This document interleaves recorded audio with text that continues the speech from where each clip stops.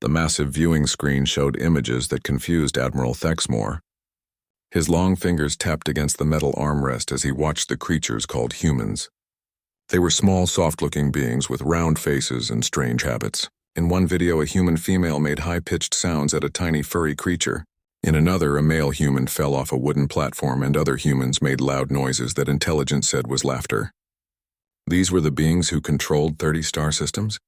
The Velcrin Empire had conquered 200 worlds in 3 centuries. They knew how to identify strong species and weak ones. Everything about humans screamed weakness. They had no natural armor, no claws, no venom. They spent enormous resources on something called comfort.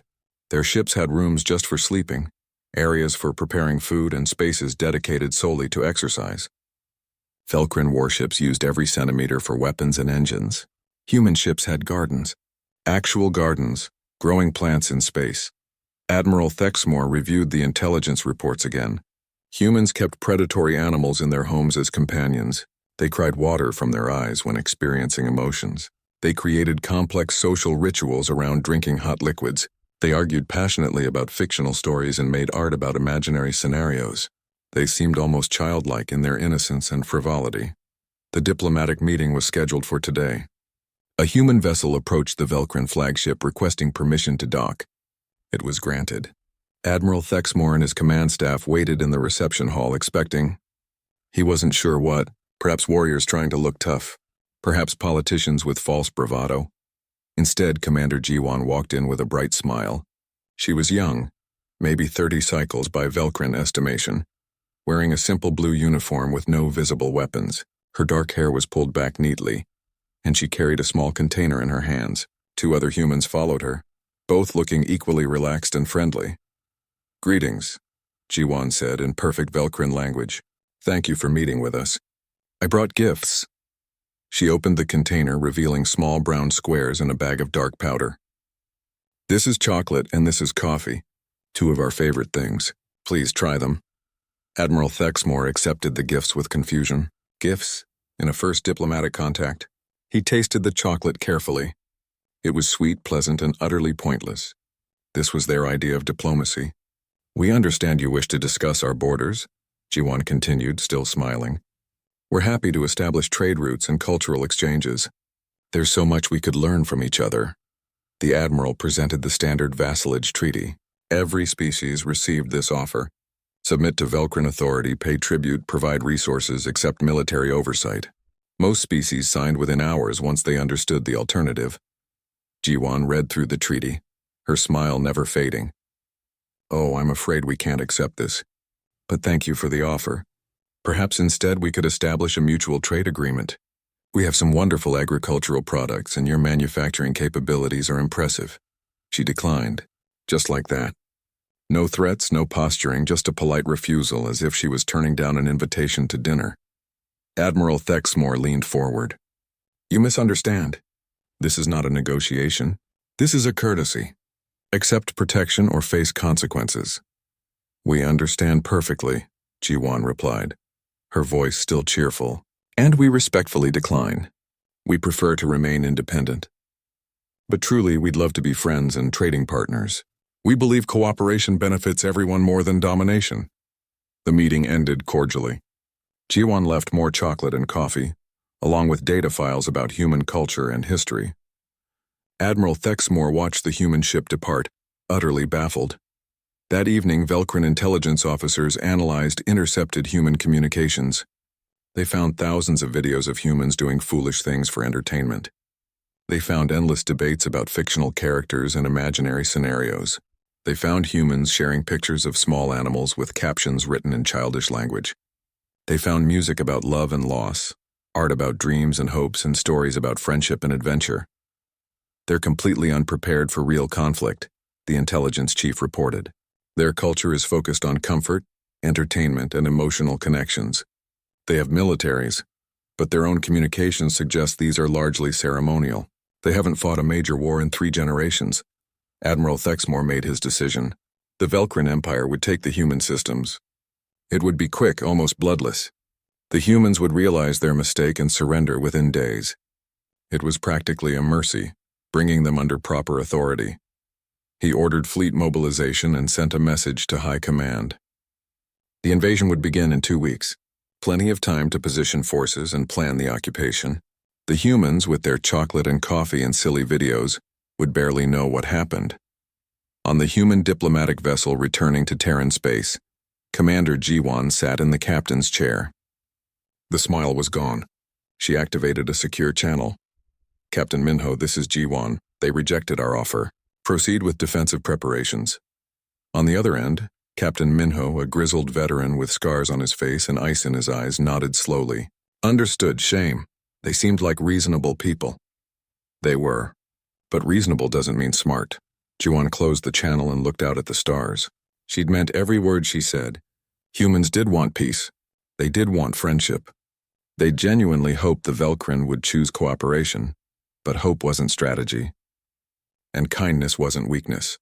President Hyeji received the report on Earth. She read it twice, sighed deeply, and authorized the activation of contingency protocols.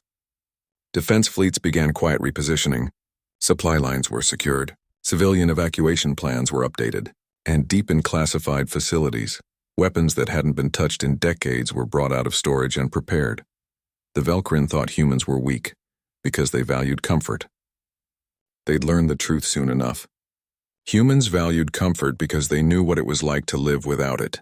They valued peace because they knew the true cost of war. And they valued friendship because they understood exactly how terrible enemies could be. The galaxy was about to get a very painful education. The Velkrin war fleet dropped out of faster-than-light travel at the edge of human territory.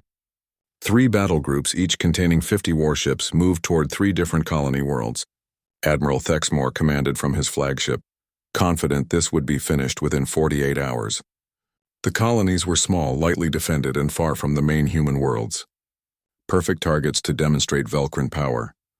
The first target was Colony Seogen 7, a farming settlement of 12,000 humans. Velkrin intelligence showed minimal defenses, just a small security force and some orbital sensors.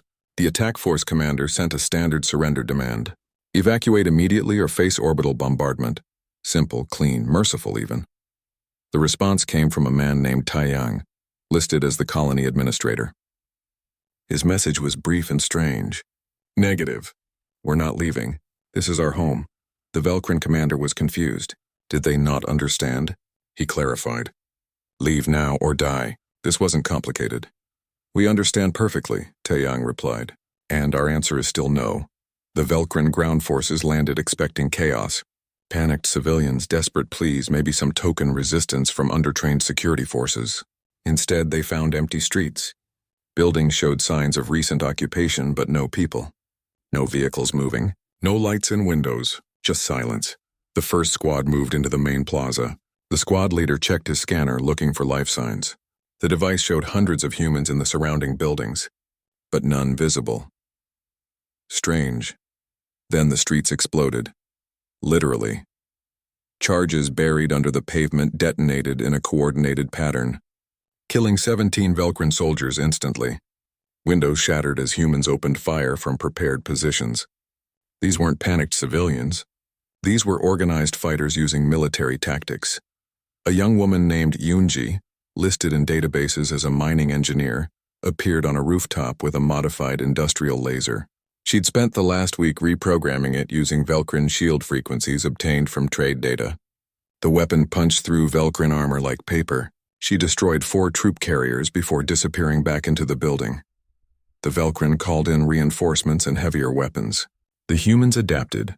They came from sewers, from underground tunnels, from hidden bunkers. They used improvised explosives made from mining equipment. They hacked Velkrin communication networks and fed false information. They set traps using the invaders' own technology against them. It wasn't a battle. It was a nightmare.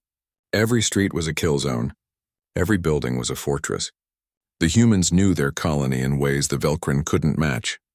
They'd prepared for this. Somehow they'd known this was coming and they'd prepared. After 18 hours of brutal fighting, the Velkrin held the landing zone and nothing else. They'd lost 200 soldiers trying to pacify a farming colony. The commander requested orbital support. Admiral Thexmore was furious. Similar reports came from the other 2 targets. Humans fighting with unexpected skill and ferocity. Colonies refusing to surrender despite being hopelessly outnumbered. What kind of species did this? What kind of civilians fought trained soldiers? He gave the order he'd hoped to avoid. Orbital bombardment. If they wouldn't surrender, they'd be destroyed as an example. The warships positioned themselves over Seogen 7 and opened fire. Plasma beams and kinetic missiles rained down on the colony. Buildings vaporized. Streets melted. The bombardment lasted 30 minutes. When it ended, Seogen 7 was gone. 12,000 humans dead. The same fate hit the other two colonies. Total human casualties, 38,000, mostly civilians. The Velcrin Empire broadcast the footage to all human worlds. This is what resistance brings. This is what happens when you defy us. Surrender now, or share their fate. The response came not from the human government, but from a man named Do-yoon, listed as an emergency counselor and historian. He appeared on every screen in Velcrin space, his face calm but his eyes cold. "You have made a grave error," Do-yoon said quietly. "We offered you friendship. We wanted peace. We gave you every chance to choose cooperation. You chose murder instead. You killed our people. You destroyed our homes. You think this makes you strong? You think this makes us fear you?" He paused, and something in his expression made Velcrin viewers feel uncomfortable. "You're wrong. You've just taught us that you cannot be reasoned with. You cannot be trusted. You can only be defeated. We didn't want this war, but now that you've started it, we will finish it. And when we're done, your species will remember for 1,000 generations why invading human space was the worst mistake your empire ever made." The transmission ended. Velcrin High Command dismissed it as empty threats. Humans trying to save face after a crushing defeat. They ordered Admiral Thexmore to proceed with the invasion of core human worlds. The war would be over in weeks. On Earth, President Hyeji stood in the Situation Room, watching casualty reports from the colonies. Her hands gripped the edge of the table, knuckles white. She was a politician, not a soldier. She'd spent her career working for peace and prosperity. Now she had to order actions that would kill millions. "Authorize Protocol Nightfall," she said, her voice barely above a whisper. The military officers in the room exchanged glances. Protocol Nightfall was the contingency plan developed after the last great human war. It assumed total war against a peer or superior enemy. It authorized tactics and weapons that violated every peacetime regulation. It removed all restrictions on the military except one: win.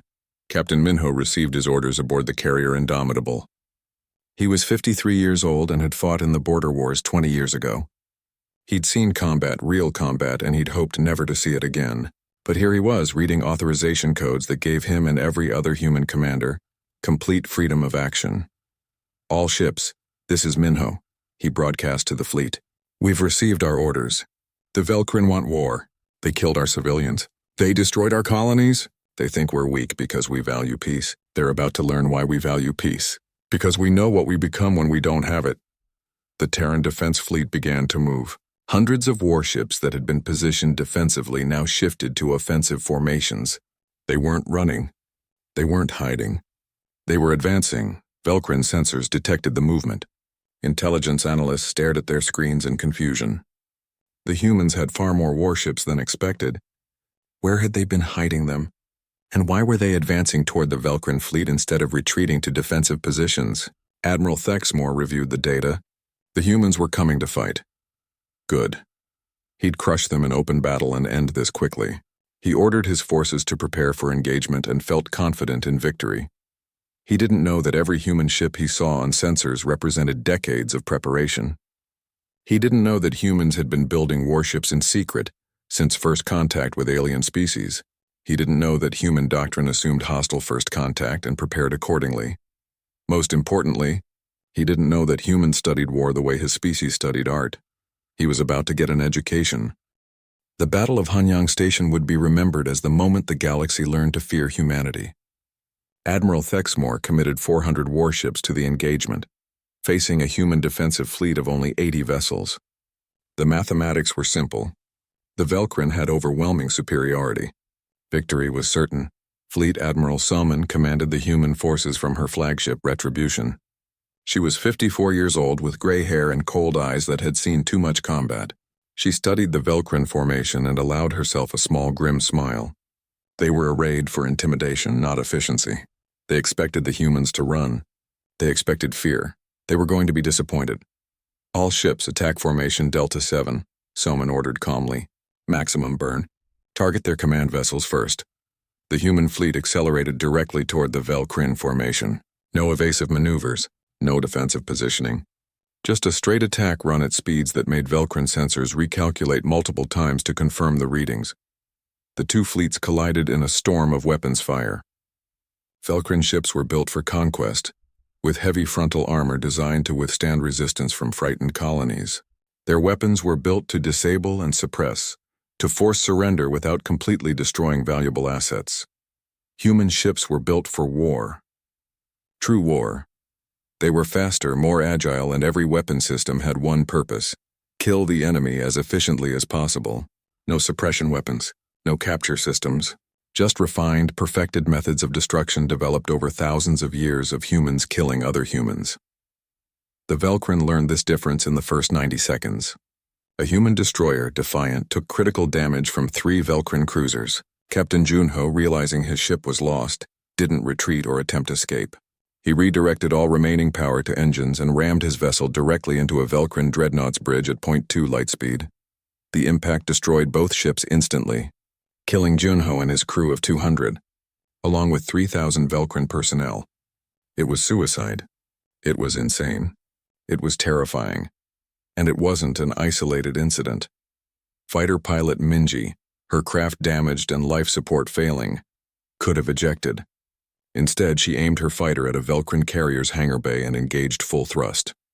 She crashed through the energy barrier and detonated her remaining missiles inside the hangar, triggering a chain reaction that tore the carrier apart from within.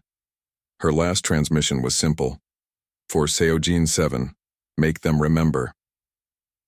The Velcrin fought with skill and experience, but humans fought with something else, something the Velcrin had never encountered. They fought with controlled rage, with determination that bordered on madness, with a willingness to accept horrific casualties if it meant destroying the enemy. Admiral Soman watched her fleet dying around her and never flinched. Every loss hurt, but every loss bought time and inflicted damage. She'd studied Velcrin tactics from the intercepted data. They relied on their enemies breaking morale. They expected panic and retreat. Humans didn't panic. They adapted.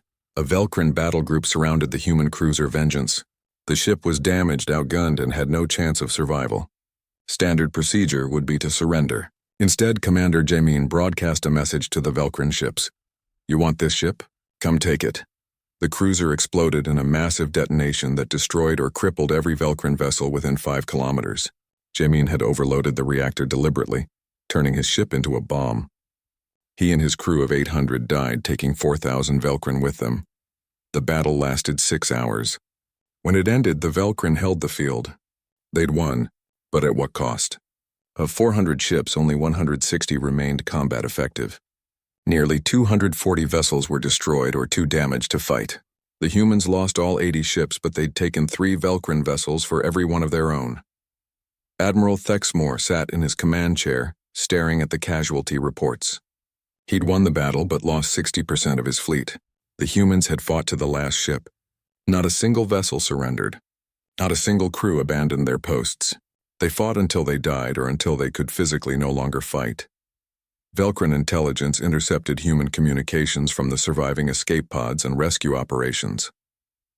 They expected to hear despair, defeat, maybe pleas to end the war. Instead, they heard anger, determination, promises of revenge. The human ships that survived limped to the next defensive line, but they didn't retreat to safety. They regrouped, rearmed, and prepared to fight again. New vessels arrived from deeper in human space, crewed by volunteers who'd heard about the battle and wanted to join the fight. Admiral Thexmore ordered his staff to compile everything known about human history. What they found chilled the blood of every Velcrin who read it. Humans evolved on a world they called Earth, a planet where nearly everything was hostile. They survived not through natural weapons or armor, but through intelligence and an absolutely terrifying refusal to give up. They hunted prey by following it until it died of exhaustion. They called it persistence hunting. But worse was their own history. Humans had been fighting each other for their entire recorded existence. Thousands of years of continuous warfare. They'd developed weapons as a primary cultural focus. They had rules for war, philosophy about war, art about war, and stories that romanticized war. They'd fought wars that killed millions, wars that lasted decades, wars that destroyed entire civilizations. And they'd learned from every single one. Human military doctrine wasn't developed through theoretical study. It was refined through countless real conflicts where failure meant death. The Velkrin had been fighting other species for 3 centuries. Humans had been fighting themselves for 3,000 years. The Velkrin were conquerors. Humans were survivors who'd turned survival into an art form. One intercepted human communication particularly disturbed Velkrin intelligence. It was from a human soldier, wounded and recovering, writing to his family. He described the battle, the friends he'd lost, the horror he'd witnessed. Then he wrote something that made no sense to Velkrin psychology. "I know we'll win. Not because we're stronger or smarter, but because they'll give up eventually. They'll decide the cost is too high and they'll stop. We won't, we never do. That's what makes us human. We're too stubborn to know when we're beaten." Admiral Thexmore read that message 3 times. The human wasn't boasting. He wasn't being dramatic. He was stating what he believed was simple fact. Humans would keep fighting no matter the cost because giving up wasn't in their nature. The Admiral looked at his remaining forces. He'd started this campaign with 400 ships. Now he had fewer than 200 combat-ready vessels. The humans had started with 80 and now had. He checked the latest intelligence. 300 more ships arriving from reserve fleets. 300. Where did they keep getting more ships? Where were they hiding entire fleets? The answer was simple but terrifying. Humans had been preparing for this war since they first encountered alien life. Not because they wanted war, but because they assumed it would come eventually. Every human colony had hidden defenses. Every civilian shipyard could convert to military production. Every citizen had basic military training. The Velkrin Empire conquered species who were unprepared. Humans were a species who prepared for everything, including the worst. Velkrin xenopsychologists worked around the clock, trying to understand what they were fighting. The emergency report they compiled would change how the galaxy viewed humanity forever. It began with a simple question. What kind of species fights like this? The answer was far more disturbing than anyone expected. Humans evolved on a Class 12 death world.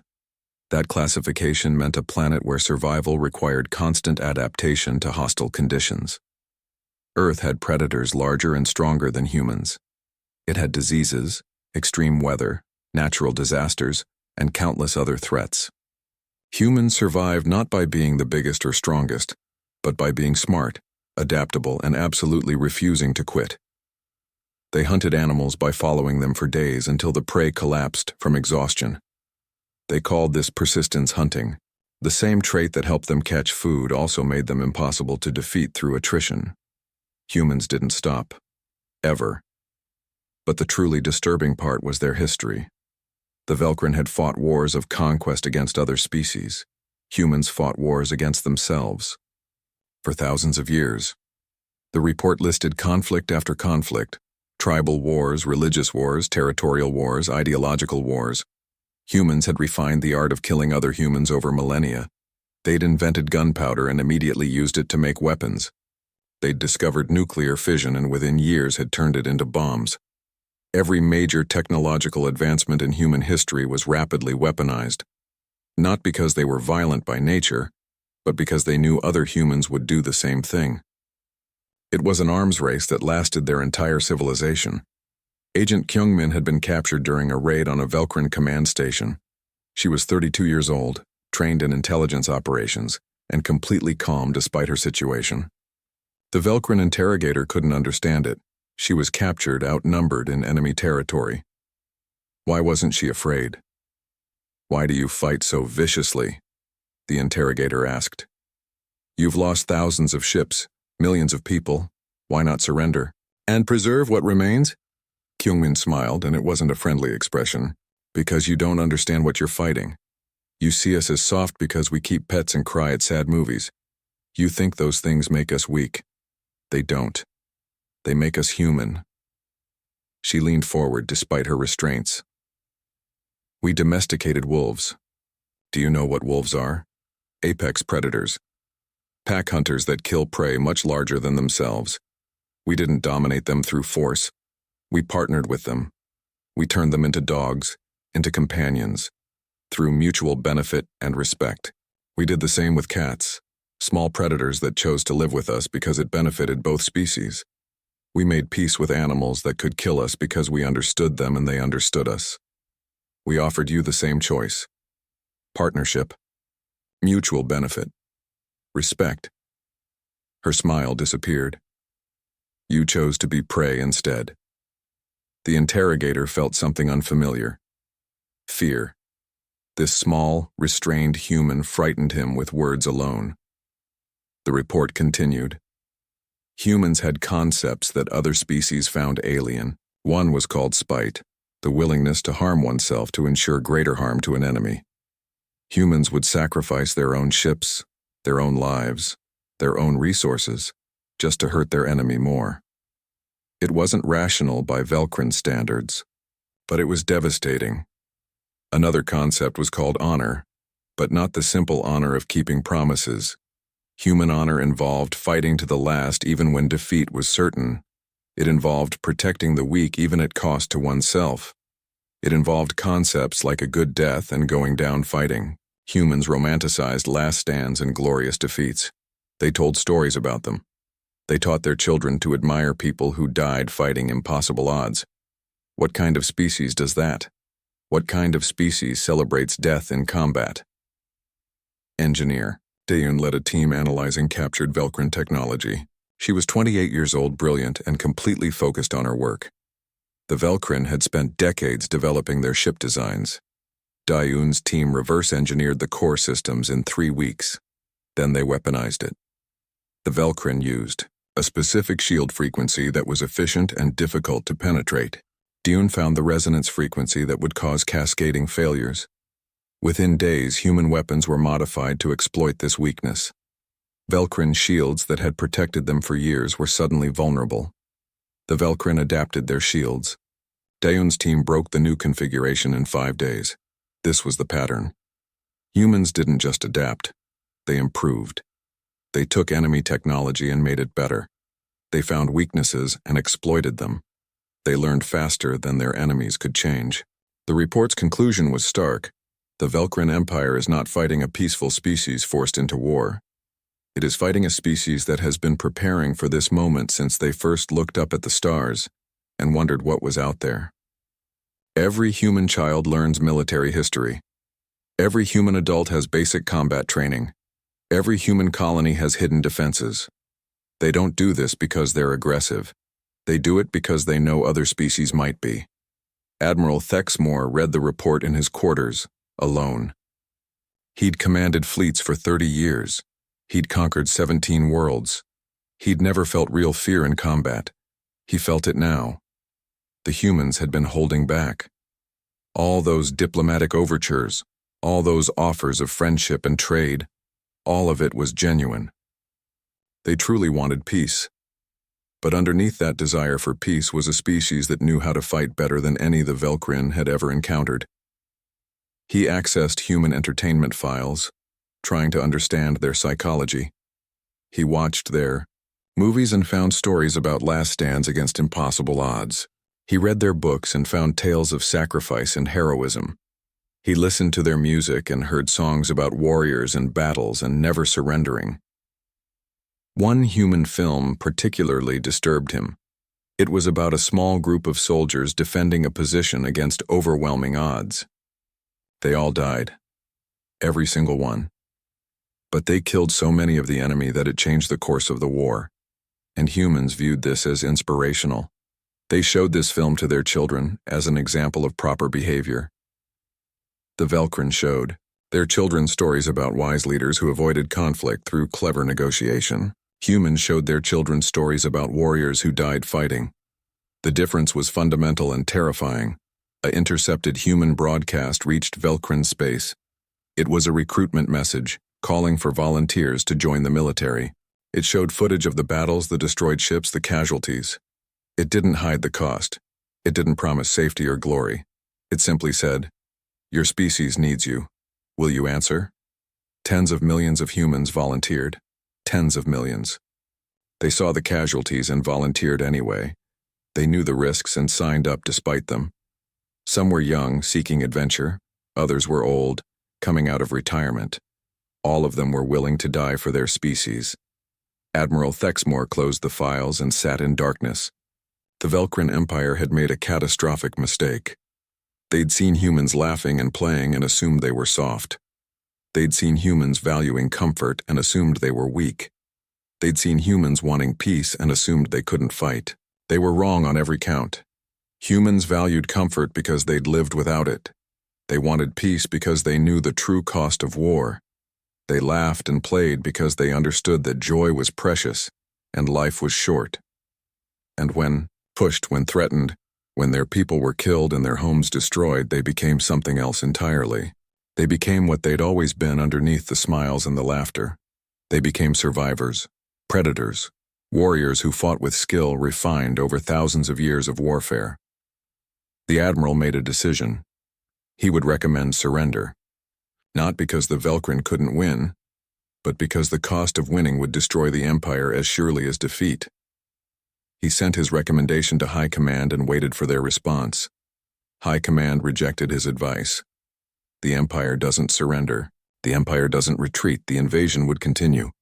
The Terran Dominion launched Operation Righteous Fury 3 weeks after the Battle of Hanyang Station. The name was chosen deliberately. Not Operation Victory or Operation Freedom. Righteous Fury. The humans wanted the Velcrin to understand exactly what was coming. Rear Admiral Minho, promoted after his actions in the early battles, commanded Strike Force Alpha. His orders were simple and brutal. Make the Velcrin people feel the war. No longer would the fighting stay at the borders. No longer would Velcrin civilians sit safe while their military killed humans. The war was coming home. Minho's force consisted of 30 fast attack ships designed for hit-and-run operations. They bypassed Velcrin military strongholds and struck deep into enemy territory. Their targets weren't military bases or warships. They hit infrastructure. Power stations went dark. Shipyards exploded. Communication relays were reduced to debris. Supply depots burned. The strategy was surgical and merciless. Humans didn't occupy territory. They didn't try to hold ground. They destroyed and moved on, striking another target before the Velcrin could respond.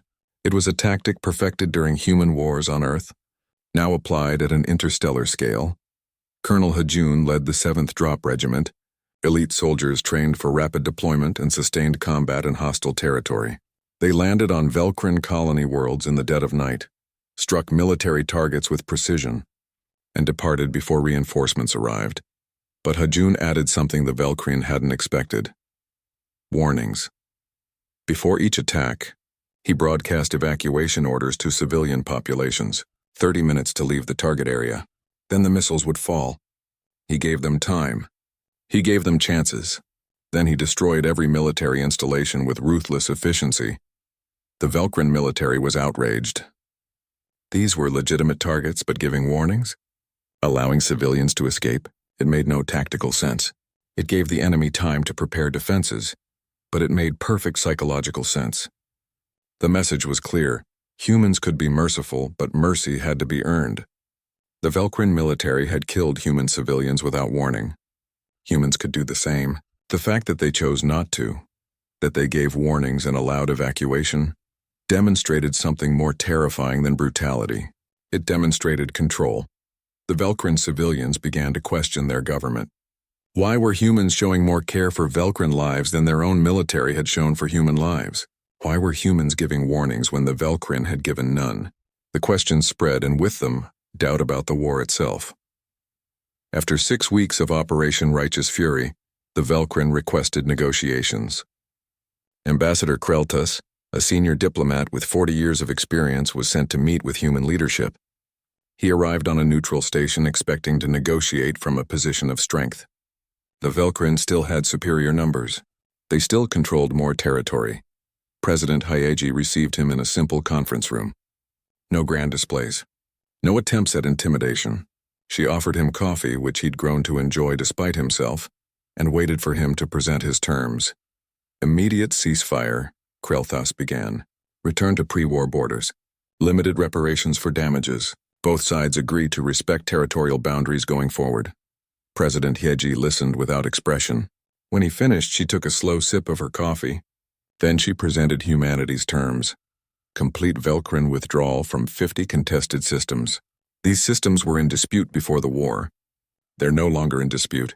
They're ours now. War crime tribunals for every officer who ordered attacks on civilian populations. Full technological reparations including your ship designs, weapon systems, and industrial processes.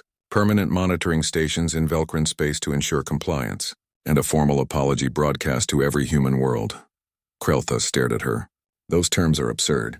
You're demanding we surrender when we still have superior forces. We're offering you peace and you're asking for humiliation. We're not asking for anything, Hyeji replied, her voice soft but cold. We're telling you what will happen.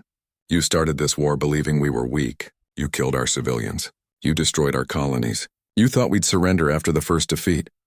She activated a wall screen showing footage of Seogene 7 burning. Human bodies in the streets. Children killed in their homes. You did this. You chose this. And now you'll pay for it. These are our terms. Accept them or we continue until your empire is ash. Your choice. Krelthis felt his confidence crumble. She wasn't bluffing. She wasn't posturing. She was absolutely serious. You can't be serious. The cost would be catastrophic for both sides. Yes, Hyeji agreed. But we'll survive. Will you? She gestured to another screen showing intelligence reports. Your economy is collapsing. You've lost over half your military fleet. Your colonies are in revolt. Your government is facing internal opposition. Meanwhile, we're just getting started. We've mobilized less than 40% of our total capacity. We can do this for years. Can you? Krelthis had no response. The reports were accurate. The Velcrin Empire was fracturing under the strain of total war against an enemy that refused to break. There's something else you should know, Hyeji continued. We have a project. It's called Death Strike. I can't give you details, but I can tell you that our own scientists are frightened by what they've created. We haven't deployed it because we're hoping you'll be reasonable, but if this war continues, if you refuse our terms, we will use it. She leaned forward. Do you know what frightens me, Ambassador?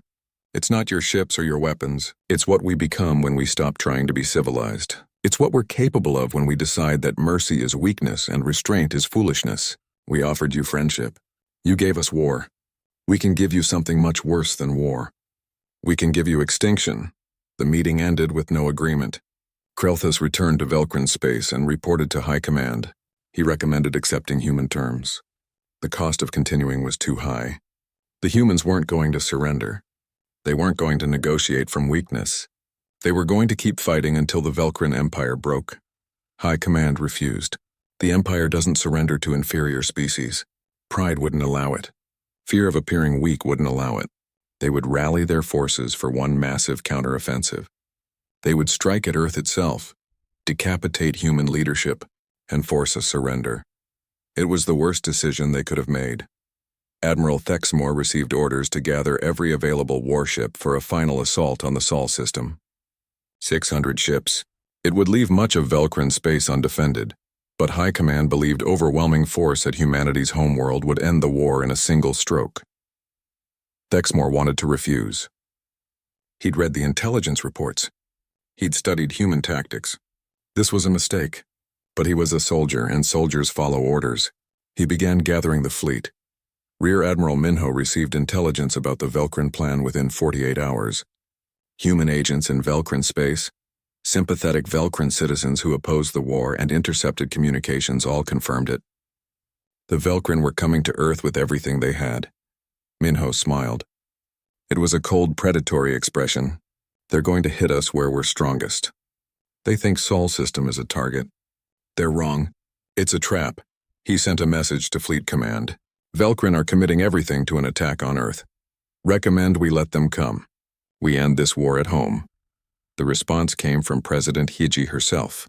Approved. Make them regret ever hearing the name Earth. Across human space, ships began moving toward Sol. Hundreds of vessels, many held in reserve, all converging on humanity's birth world. The Velcrin thought they were attacking a vulnerable target. They were walking into humanity's most heavily defended system. Dr. Yuna worked in a classified facility deep underground on Earth's moon. She was 35 years old, brilliant and haunted by what she was creating. Project Deathstrike wasn't a single weapon. It was a network of systems that turned the Sol system itself into a weapon. She'd argued against deploying it. The technology was too dangerous, too destructive. But her government wanted options, and this was the ultimate option. If the Velcrin came to Earth, they'd face something no military force had ever encountered. Yuna activated the final systems and ran diagnostics. Everything was ready. She sent a message to President Hyeji. Deathstrike is operational. Pray we don't have to use it. The Velcrin war fleet arrived at the edge of the Sol system in a display of force meant to terrify. 600 warships, the largest fleet ever assembled in known galactic history, dropped out of faster-than-light travel in perfect formation. Admiral Thexmore stood on his flagship's bridge looking at Earth on the main screen. A small blue world, beautiful and fragile-looking. The heart of humanity. He still thought this was a mistake, but orders were orders. The plan was simple. Overwhelm Earth's defenses, force government surrender, end the war.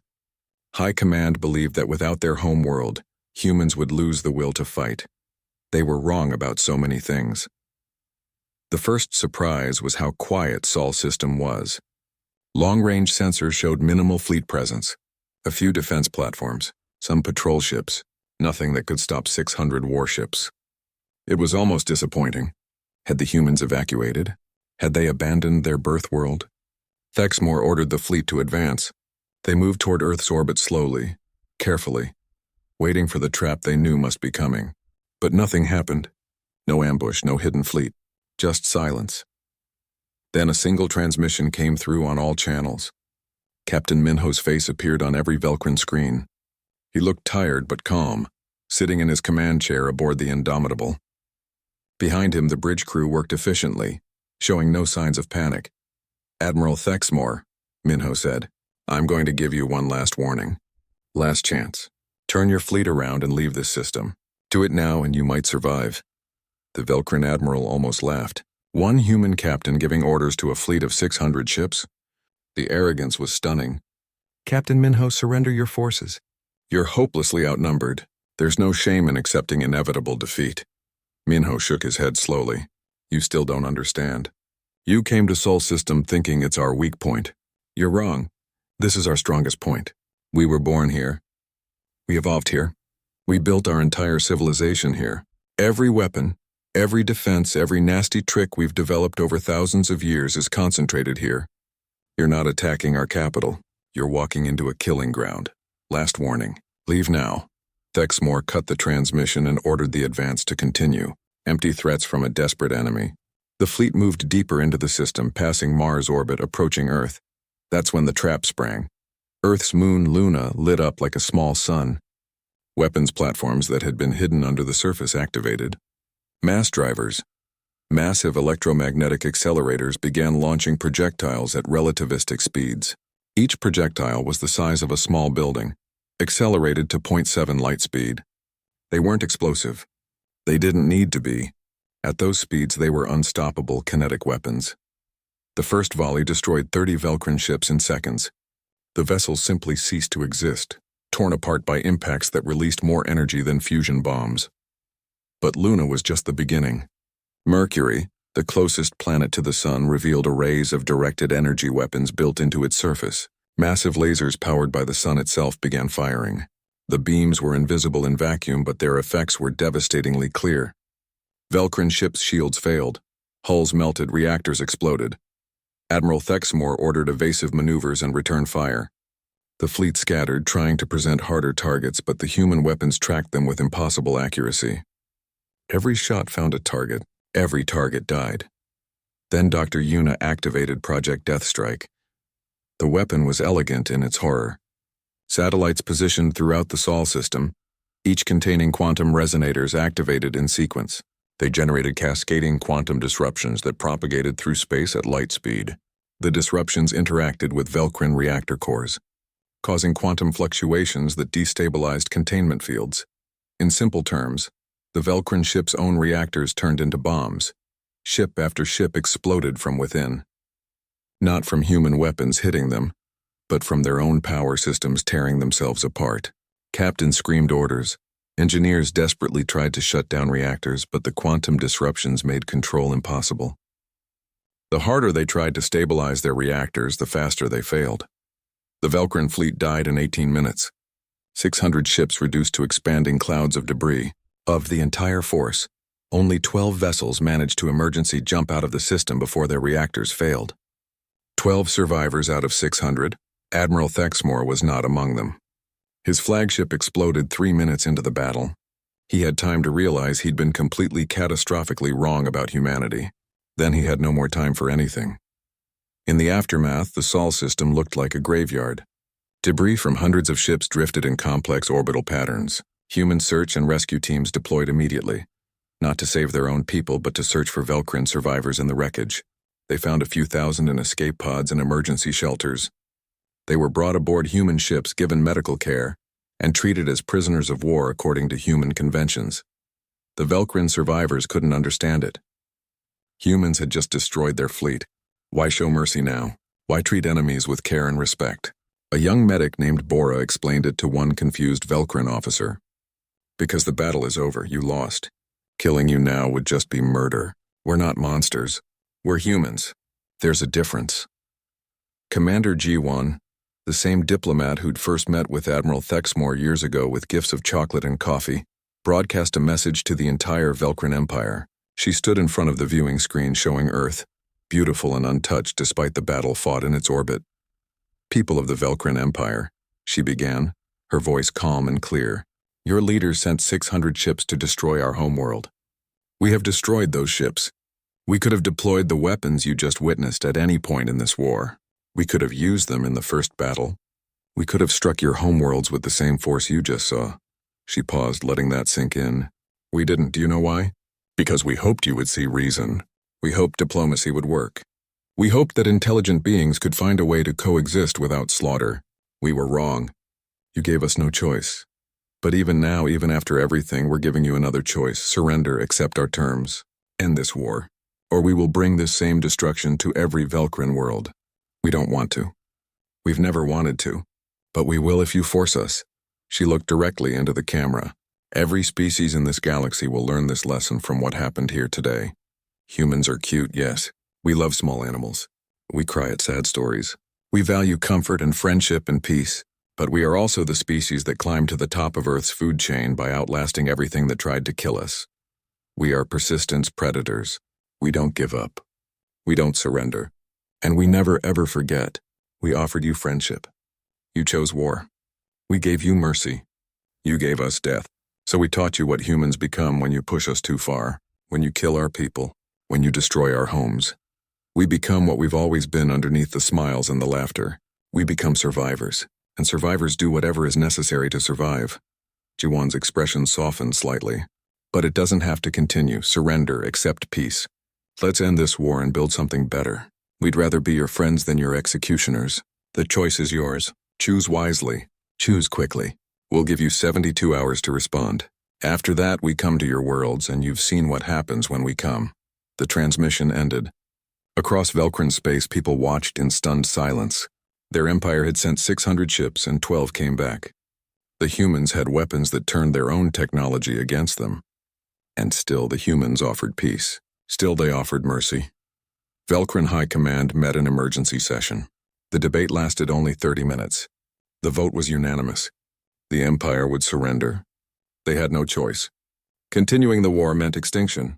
The humans had proven they could destroy the entire Velcrin civilization if they chose.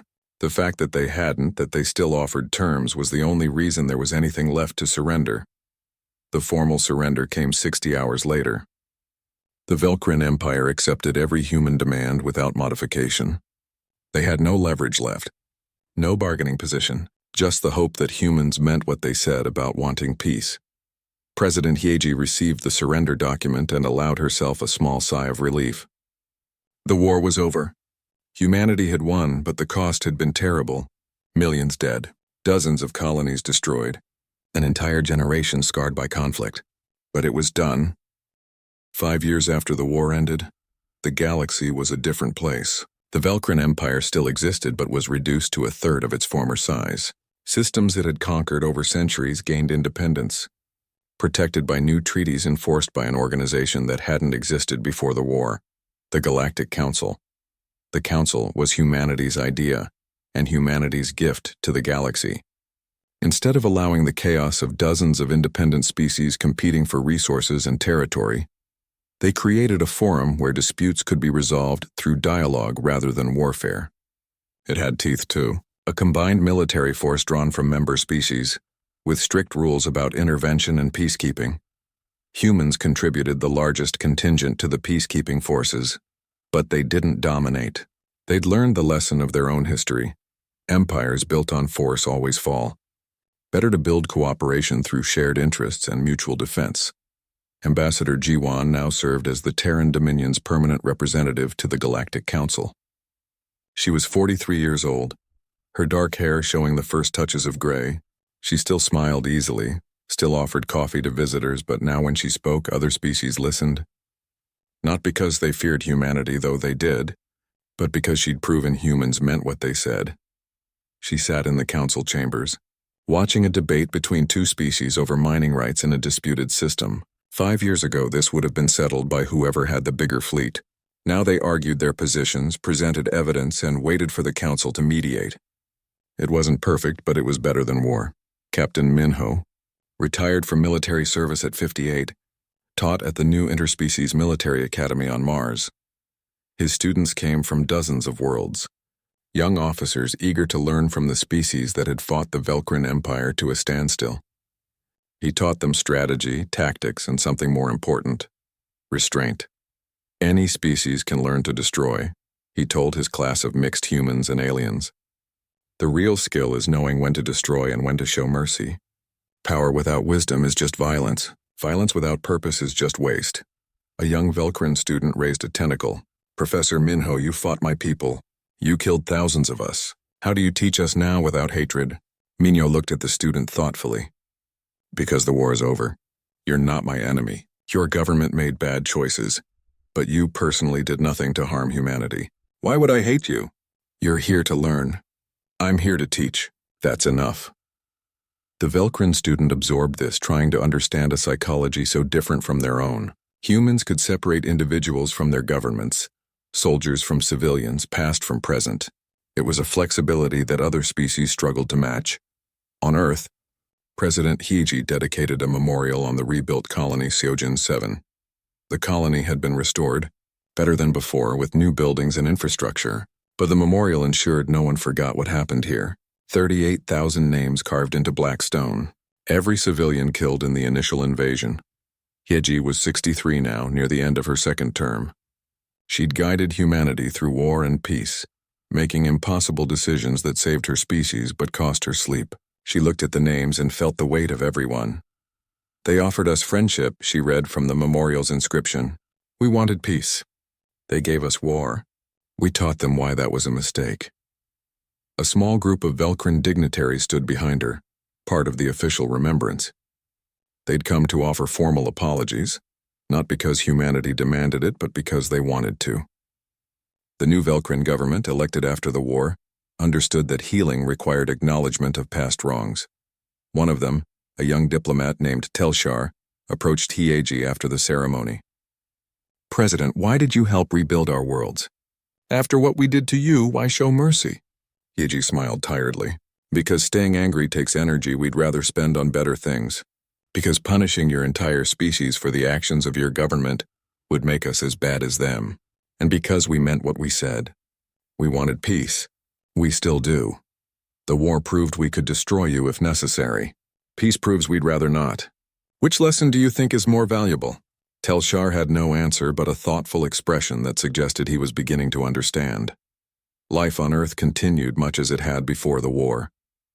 Children played in parks where memorials reminded their parents of those who didn't come home.